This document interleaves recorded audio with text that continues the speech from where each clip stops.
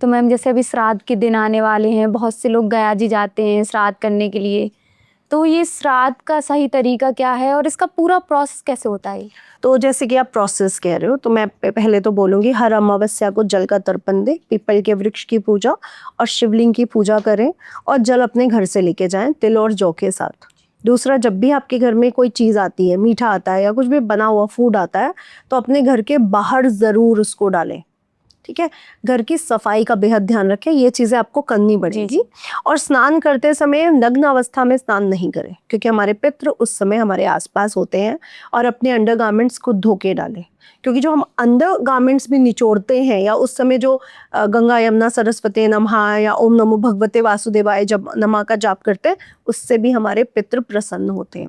तो जो लोग आजकल वॉशिंग मशीन में अपने अंडर गारमेंट्स फेंक रहे हैं, अपने कपड़े फेंक रहे हैं, वो कृपया अपने अंडर गारमेंट्स खुद धोएं। कपड़े आप वॉशिंग मशीन में धो सकते हो। इसके बाद जो सबसे पहली प्रोसेस है, अब जब अमावस्या या अभी श्राद्ध पक्ष आते हैं, आप जब सुबह भोजन बनाते हो तो उसको अपने घर के मंदिर में भोग जरूर लगाएं। लेकिन इसमें भी एक कंडीशन है कि अगर मेरे पितृ मुझसे प्रसन्न नहीं है तो देवता भी मुझसे प्रसन्न नहीं हो सकते। लोगों को ये समझना पड़ेगा कि हम तो बड़ी पूजा करते हैं, हम तो बड़ा दान करते हैं, अरे पितृ प्रसन्न नहीं है तो देवता कैसे प्रसन्न होंगे? पितृ यहाँ है हमारे और देवता यहाँ है, तो पहले हमारी रक्षा कौन करेगा? पितृ। इसके लिए अपने पितरों को पहले प्रसन्न रखें, ताकि आपके देवता आपसे प्रसन्न हो सकें। देवताओं का भोजन पहले, सूर्य जल पहले, क्योंकि जब तक हम सूर्य को जल नहीं दे रहे हैं, हमारे पितरों को जल नहीं पहुंचेगा जी। तो सूर्य देवता को जल जरूर दें।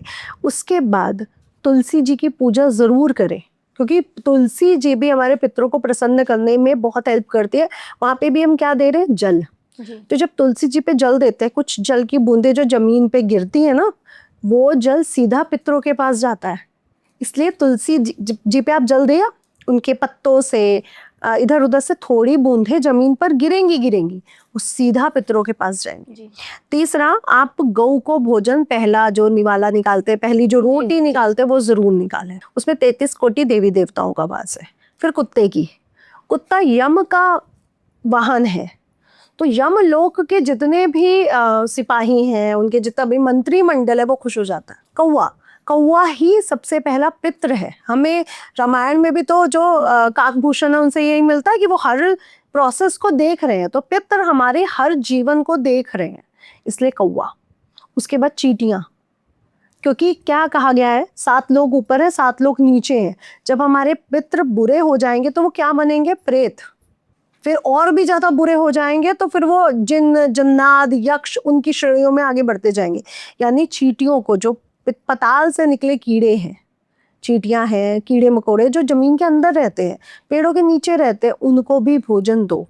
फिर भोजन आएगा आपके ब्राह्मण का, वो भी पका भोजन, पूरा भोजन। और ये भी नहीं कि सिर्फ एक पर्सन का भोजन, वो ब्राह्मण होगा, उसकी बीवी बच्चे होंगे, उसके माता पिता होंगे या उसकी बहन होगी कोई, उन सबका भोजन पहुंचाओ। तब आपके कुल देवता, जो आपके पितृ देवता, वो प्रसन्न होते हैं।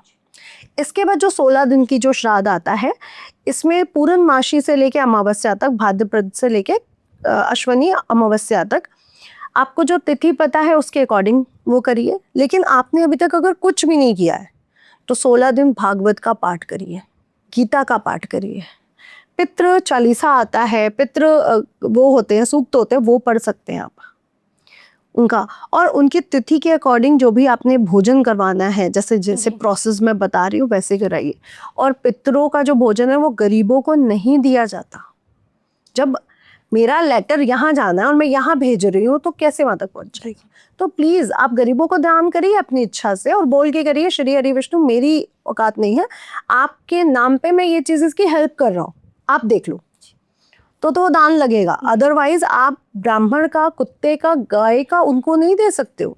और जो लोग ये कहते हैं, मैडम हमारे तो घर के आसपास गाय नहीं है, कुत्ता नहीं है, कौवा नहीं, क्यों नहीं है? क्योंकि आपने उनको भोजन ही नहीं दिया, तो वो बेचारे कहाँ जाए? वो तो चले गए वहां से, हट गए वहां से। तो तुलसी की पूजा जरूर करें। और अगर जहाँ पे गौएं बांधी गई हैं, जहाँ पे सच में डॉग्स है, डॉग शेल्टर है, काउ शेल्टर्स है, वहां जाके हेल्प करिए, वहां जाके खिलाइए, तभी तो आपका भोग स्वीकार होगा। उनको भोग देने का प्रोसेस ही यही है।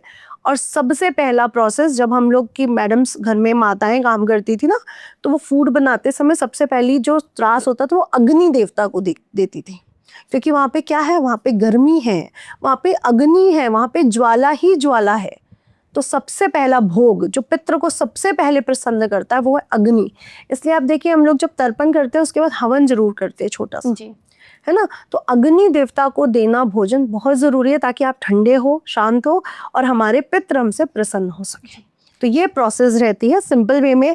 आप वस्त्र दो ना दो, आप भोजन दो ना दो, पहला तो यही 6 प्रोसेस अच्छे से कर लो। फिर तिथि के अनुसार पंडित से बुला के जल का तर्पण, जिसमें तिल और जौ रहेंगे, और कुशा से आपका तर्पण होगा, वो प्रोसेस रहेगी। भोजन कराएंगे आप सबको। उसके बाद आप मान सकते हैं कि आपके पितृ प्रसन्न हो गए। वो भी आपको सिम्टम्स कुछ दिन में पता चलेंगे।